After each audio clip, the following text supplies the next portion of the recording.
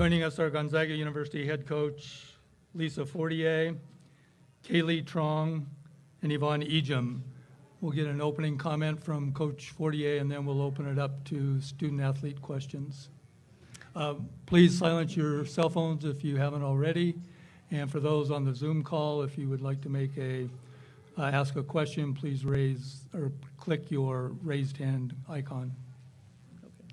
It was just a lot of fun. Hopefully these guys had fun. Hopefully you guys had fun. Really exciting to be here and to have the energy that we had in the building. And, I like that our team struggled and we found a way to overcome a little bit of struggle in the first quarter. We weren't at our best in that quarter, but when you can be not at your best and then go and put consecutively 20 points each quarter or more after that, we're just tough. And our defense carried us a little bit today. And, we were able to get enough stops to put it together. I loved how we shared the ball. And, our team, like a lot of teams, is better when we're having fun. And it was evident somewhere in the middle of the second quarter, third quarter, both, everywhere besides the first quarter, kind of, that it was a really fun atmosphere, and they were playing fun out there, playing loose, and I'm just really happy for these guys. We'll open up to questions for student athletes. Please identify yourself and your affiliate. With the spokesman review, Kayleigh, you got those 2 quick fouls. How were you able to play through that and kind of focus? Just leading on my teammates. They were fighting. They were telling me, like, we're going to be okay. It happens. I mean, my second one was kind of like a boneheaded play. Probably shouldn't have tried to screen the player off, but besides the point, I had a lot of my teammates in my ear just telling me, we're going to need you at some point. And so I was just keeping myself level-headed and just try to stay focused. Yvonne, you probably don't know this yet, but you now have the most field goals in one season for a Gonzaga player. Oh, cool. Yeah. But it came with a lot of hard work. I mean, you were probably had contact on every play. I mean, it was a physical game. Mm-hmm. Yeah. How did you play through that? I think if anything, I also thrive off of physical games, so I really enjoy that part. But I think if anything, just staying confident and consistent in not only my shots but my teammates' shots as well. I feel like even if it's physical and I can't get a lot of shots down there, knowing that my team can still score, I think that's really the premise of it. And from that, I get energy in scoring too. So I think just leaning on them, leaning on our offense, leaning on each other, I feel like that's really what's helped my offensive game flow a lot this season. One more for Kayleigh. Is it working? Now it is. Okay. Have you guys saved that 1-2-2 zone in your pocket for this time?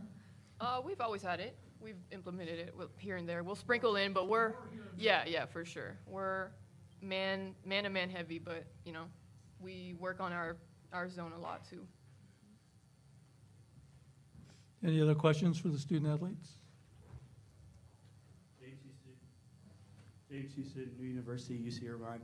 For Yvonne and Kayleigh, how much did you guys kind of feed off the energy of the home crowd tonight, and how much would you say that was instrumental in the victory?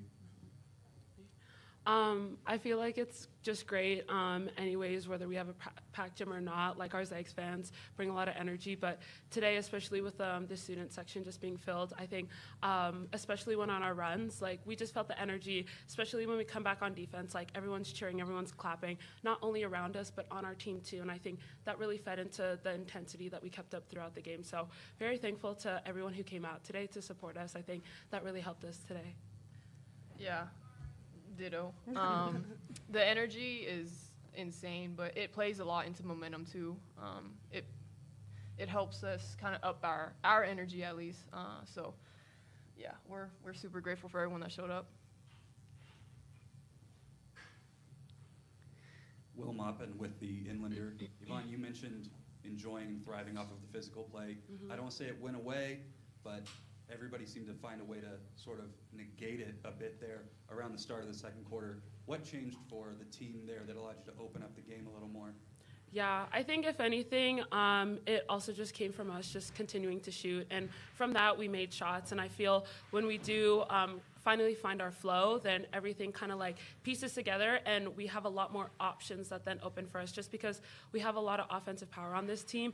If one person's making shots, they're taking away, another person can make shots too. So I feel like in and of itself, when we find flow, it just helps us, everyone, get kind of like their rhythm back again.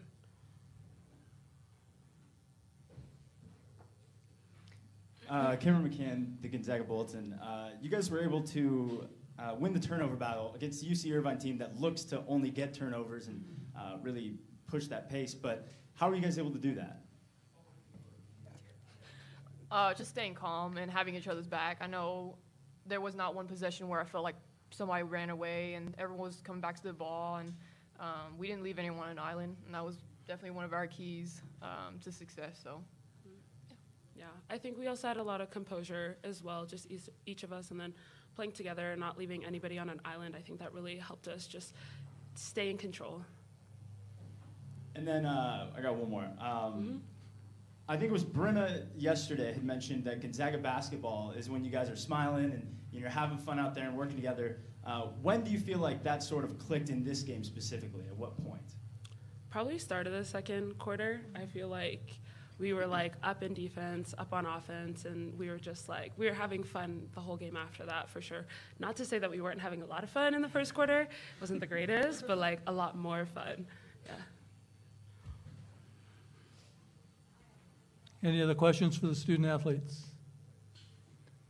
Thank you, ladies. You're dismissed. Thanks. Thank you. Good luck, Coach Lisa.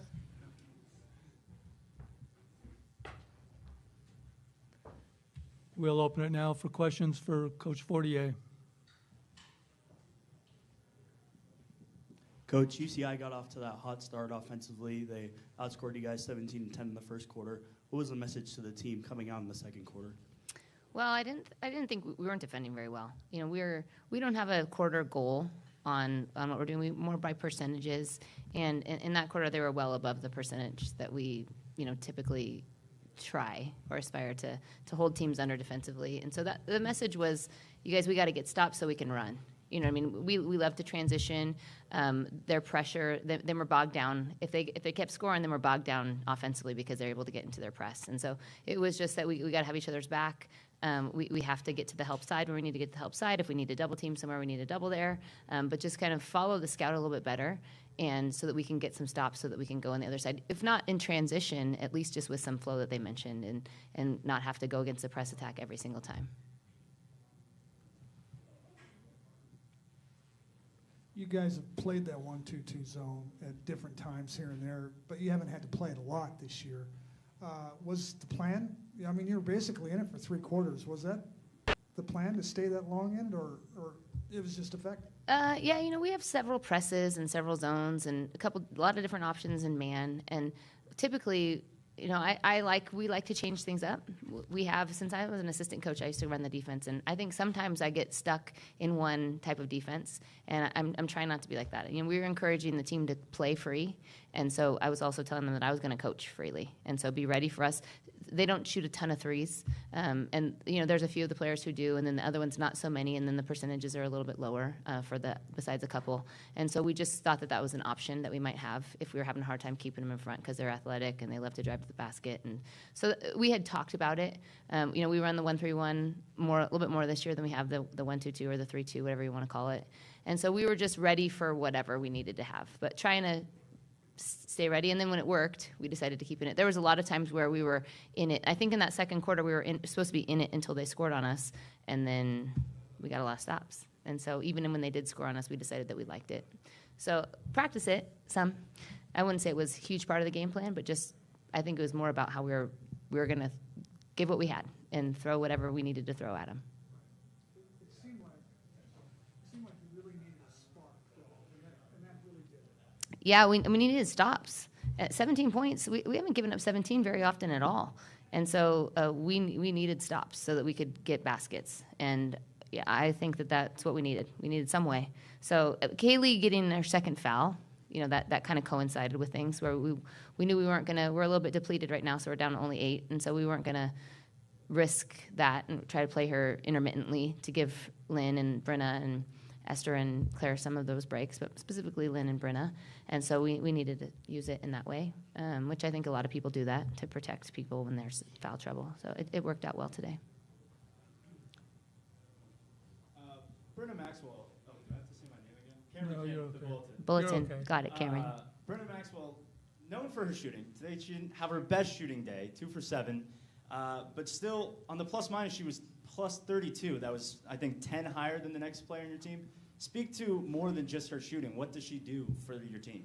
Well, she stretches the defense. You know, she is a threat. It's just like shot blockers, great shot blockers. It's not always the shots that they block. It's just a threat of the block shot, right? And so with a player like Brenna, they were in her shorts the whole time. They had to help. They had to switch. They had to double. They were trying desperately not to let her get a 3 off. And that just brings attention. You know, same thing that happens sometimes with Vaughn, or really we've got a lot of those kind of players in our starting lineup. But with her, she was bringing attention, and that opened up with people who share the ball and pass the ball well, don't turn it over a lot. That creates opportunity. And so we have to remind her of that sometimes, that you don't have to make all the baskets. Just being out here and doing things how you're supposed to do them, that's effective for us as well. And no one has to carry everything. And so as much as each of you individually, and Brenna as well, just wants it desperately, let the team be the strength of our team and not have it to be you. And so it was a little reminder of that. But I mean, they were flying around when she got an open look. Like everybody on the Irvine bench was shouting, like, "No, she's over there!" You know, it seemed like their whole section of fans were telling them too. Everybody in the gym knows that she can do, and so I think that's what she brings, even when she's not making shots. Plus other stuff too. But We have a Zoom call from Sophia at Lavender Magazine.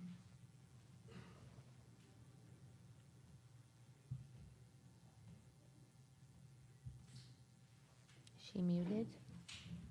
No, she shouldn't be. We have a Zoom question from Sophia at Lavender Magazine. Sophia, please unmute your computer.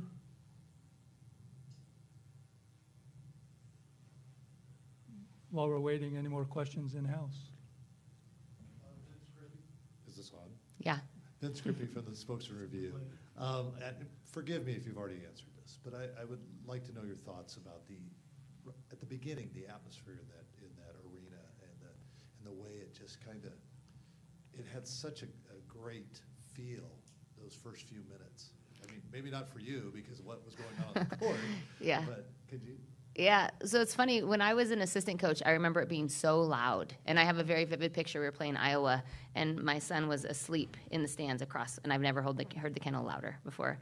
And it seemed loud when I came out today, and then they were talking about the energy, and I said, were the students loud? I didn't hear them. So I think that when the game happens, you sort of like, there's that, but I could feel the energy in the building for sure, especially when we finally made a 3. I mean, it took us a while, and we're a really good 3-point shooting team. So, maybe in the beginning, and then maybe it was a lull because we didn't give them a whole lot to cheer for a small portion of the game. But then after that, I did feel the energy rise, and I heard them a couple times, and you can tell by the looks on the players' faces, and when they make one of those shots, or Vonnie does something, or we get a steal, or we get a stop. I heard it when we started getting stops. That's actually when I started to feel it. Was we got a couple stops in a row. We started to make our run. I don't know if that was probably, it had to be the beginning of the second because there wasn't a lot of run happening in the first.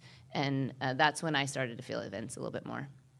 No disrespect to the crowd. I'm sure it was really loud. I think that I just have trained myself to block it out like my son did 20 years ago or 15 years ago. We also have a Zoom question from TSN Sports Center. Please unmute your computer.